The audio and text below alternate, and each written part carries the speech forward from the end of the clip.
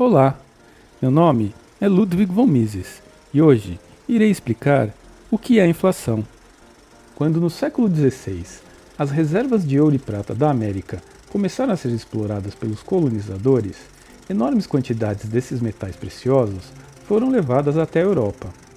Como a moeda na época era cunhada com base nesses metais preciosos, ocorreu uma tendência geral à elevação dos preços.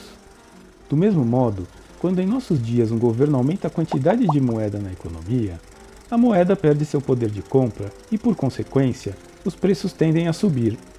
Esse fenômeno que descrevi é conhecido como inflação.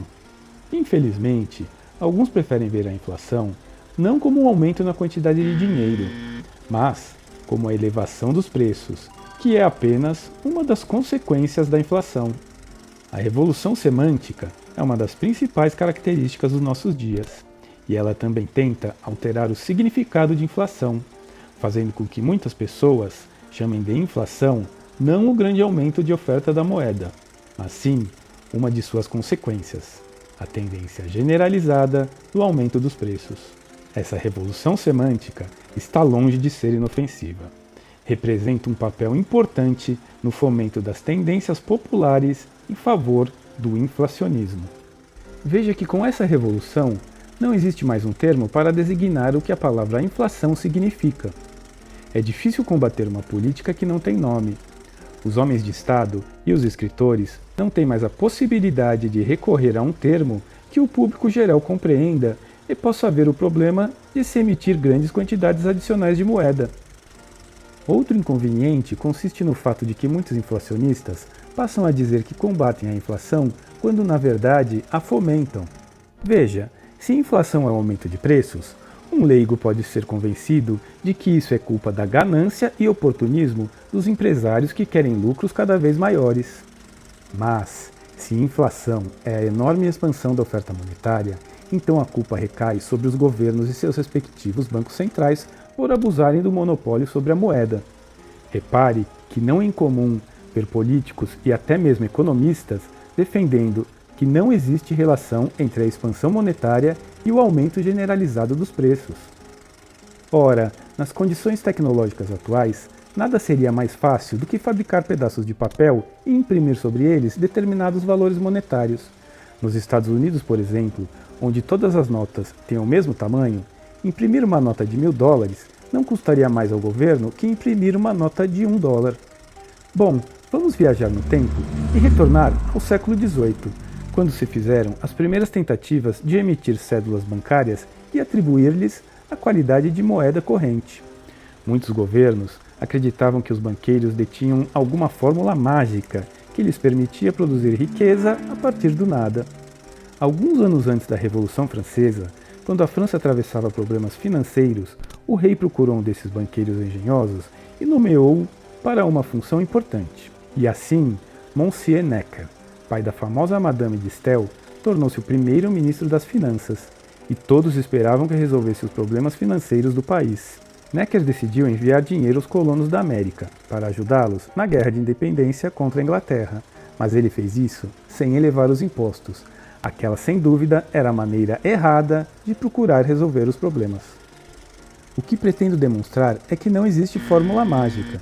Se o governo precisa de dinheiro, tem de obtê-lo impondo tributos aos seus cidadãos, ou em casos extremos, pegando dinheiro emprestado. Mas a maioria dos governos julga haver um outro método para obter o dinheiro necessário, que é simplesmente imprimi-lo. Se o governo deseja fazer algo, construir um hospital, por exemplo, o meio que o governo dispõe para arrecadar o dinheiro necessário é cobrar tributos dos cidadãos e construir o hospital com a receita assim adquirida. Nesse caso, não ocorrerá nenhuma revolução nos preços, porque quando o governo arrecada dinheiro para a construção do hospital, os cidadãos, onerados por esse tributo, são obrigados a reduzir seus gastos, e nesse caso não se aumenta a quantidade de dinheiro em circulação. Claro que o governo não vai comprar exatamente os mesmos bens que os cidadãos comprariam, mas o ponto é que, em média, não se verifica nenhuma elevação de preços em decorrência da construção do hospital pelo governo. Escolhi o exemplo de um hospital precisamente porque é comum ouvir que a inflação só é ruim quando é usada para fins ruins. Por isso, vamos supor que o governo sempre usa o dinheiro novo que emitiu para os melhores fins possíveis. Acontece que a questão não é o modo como o dinheiro é gasto, é antes o modo como é obtido pelo governo. Por exemplo, o governo poderia usar o dinheiro arrecadado através de impostos para contratar novos funcionários, ou para elevar os salários dos que já estão a seu serviço. Esses funcionários, tendo tido um aumento em seus salários, passam, então, a poder comprar mais. Quando o governo cobra impostos dos cidadãos e aplica essa soma no aumento do salário de seu pessoal, os contribuintes passam a ter menos o que gastar. Mas os funcionários públicos passam a ter mais. Nesse caso, a tendência à elevação dos preços não vai ocorrer. Mas, se o governo preferir expandir substancialmente a oferta monetária, ou seja, imprimir muito dinheiro novo, consequentemente, algumas pessoas começam a ter mais dinheiro, enquanto todas as demais continuam a ter o mesmo que tinham antes. Assim, as que receberam dinheiro recém-impresso vão competir com aquelas que eram compradoras anteriormente. E uma vez que não há um número maior de mercadorias que antes, mas há mais dinheiro no mercado, e uma vez que há pessoas que podem hoje comprar mais do que ontem, haverá uma demanda adicional para uma quantidade inalterada de bens. Consequentemente, os preços tenderão a subir. Mas é importante ressaltar que a tendência de elevação dos preços se estabelecerá passo a passo, uma vez que não se trata do famoso nível dos preços. Quando se fala em nível de preços, a imagem que as pessoas formam mentalmente é a de um líquido que sobe ou desce, segundo o aumento ou redução de sua quantidade, mas que, como um líquido num reservatório, eleva-se sempre por igual. Mas, no caso dos preços, nada há que se assemelhe a nível. Como explica um efeito que ficou conhecido como efeito Cantillon, os preços não se alteram na mesma medida e muito menos logo após a expansão monetária. Há sempre preços que mudam mais rapidamente, caem ou sobem mais depressa que outros. E há uma razão para isso. Ora, as pessoas não compram no mesmo dia precisamente as mesmas mercadorias e nas mesmas quantidades. O dinheiro suplementar que o governo imprimiu e introduziu no mercado não é usado na compra de todas as mercadorias e serviços. É usado na aquisição de certas mercadorias, cujos preços subirão, ao passo que outras continuarão ainda com os preços de antes da introdução do novo dinheiro no mercado. De sorte que, quando a inflação começa, diferentes grupos da população são por ela afetados de diferentes maneiras. Os grupos que recebem o novo dinheiro em primeiro lugar ganham uma vantagem sobre aqueles que recebem por último. Vamos ilustrar isso com um exemplo. Suponha que o governo emite quantidades substanciais de dinheiro para custear uma guerra, e com essa moeda nova compra munições. Os primeiros a receber o dinheiro adicional são, então, as indústrias de munição e os que nelas trabalham. Eles acabam por auferir maiores lucros e ganham maiores salários, pois seus negócios prosperam. Por quê? Porque foram os primeiros a receber o dinheiro adicional e, tendo agora mais dinheiro à sua disposição, estão comprando mais. E compram de outras pessoas, que fabricam e vendem as mercadorias que eles demandam. Estas outras pessoas constituem um segundo grupo, e este segundo grupo considera a inflação muito benéfica para seus negócios. E por que não? Não é esplêndido vender mais? O proprietário de um restaurante situado nas vizinhanças de uma fábrica de munições, por exemplo, irá dizer: é realmente maravilhoso. Os trabalhadores do setor de munições estão com mais dinheiro. Estão frequentando o meu estabelecimento como nunca. Estão todos prestigiando o meu restaurante e isto me deixa muito feliz. A situação é a seguinte: aqueles grupos para que o dinheiro chegue em primeiro lugar têm sua renda aumentada e podem continuar comprando muitas mercadorias e serviços a preços que correspondem ao estado anterior do mercado, a situação vigente às vésperas da inflação. Mas há outros grupos da população para quem esse dinheiro chega muitíssimo mais tarde. Essas pessoas se veem numa situação desfavorável. Antes de terem acesso ao dinheiro adicional, são obrigadas a pagar preços mais altos que os anteriores por algumas mercadorias que desejam adquirir, ou praticamente todas, ao passo que a sua renda permanece a mesma, ou não aumenta na mesma proporção dos preços.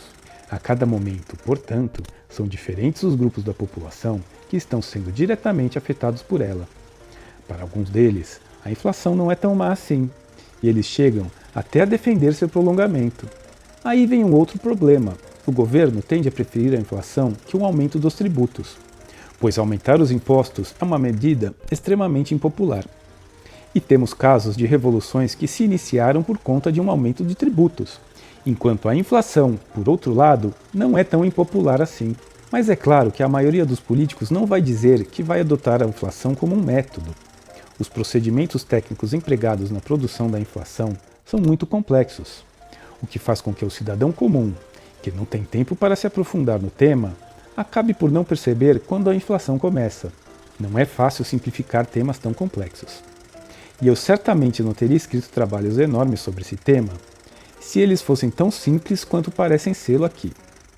Mas os fundamentos são precisamente estes. Se a quantidade de dinheiro em circulação aumenta e as outras coisas permanecem iguais, o valor da moeda cai. Bom, vamos novamente viajar no tempo e observar o caso de uma das maiores inflações de toda a história, a que teve lugar no Reich alemão após a Primeira Guerra Mundial e que teve seu pico no pós-guerra.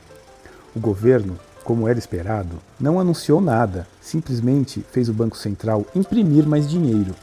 Em última instância, uma grande inflação se encerra com o colapso do meio circulante, dando lugar a uma catástrofe, a uma situação como a ocorrida na Alemanha em 1923. Em 1º de agosto de 1914, o dólar correspondia a 4 marcos e 20 pfennigs. 9 anos e 3 meses depois, em novembro de 1923, o dólar estava cotado a assustadores 4,2 trilhões de marcos. Em outras palavras, o marco já não valia coisa alguma. Alguns dizem que no final das contas estaremos todos mortos. Lamento confirmar que eles estão corretos. Mas a questão é, quanto durará o tempo presente? No século XVIII, houve uma famosa senhora, Madame Pompadour, a quem se atribuiu o seguinte dito: Après nous, le déluge. Depois de nós, o dilúvio. Madame de Pompadour morreu pouco tempo depois disso, mas sua sucessora, Madame du Barry, sobreviveu um pouco mais, para no final das contas ser decapitada. Para muitos, o final das contas logo se converte no presente, e quanto mais a inflação avança, mais se antecipa o final das contas. Retornemos ao caso da Alemanha, que o mundo inteiro testemunhou. Muitos livros descreveram os acontecimentos daquele período, e eu vi com meus próprios olhos uma situação semelhante no meu país, a Áustria. Durante muitos anos, o povo alemão acreditou que sua inflação não passava de uma situação provisória, que logo terminaria. Como a inflação continuava, a população julgou mais sensato comprar tudo o que estivesse à venda, em vez de guardar o dinheiro no bolso. Ademais, as pessoas consideravam que não era conveniente emprestar dinheiro, ser credor. Em contrapartida, era excelente negócio tomar dinheiro emprestado, ser devedor. Assim, a inflação continuou a se alimentar de si mesma. A inflação prosseguiu na Alemanha até, precisamente, o dia 28 de agosto de 1923. No outono de 1923, as fábricas do país pagavam aos trabalhadores, cada manhã, uma diária antecipada. E o trabalhador, que se fazia acompanhar pela mulher até a fábrica, passava ali imediatamente seu ganho, todos os milhões que acabara de receber. A mulher, então, dirigia-se prontamente a uma loja para comprar fosse o que fosse. Ela constatava o que, na época, a maioria da população sabia. O marco perdia, da noite para o dia, incríveis 50% de seu poder de compra.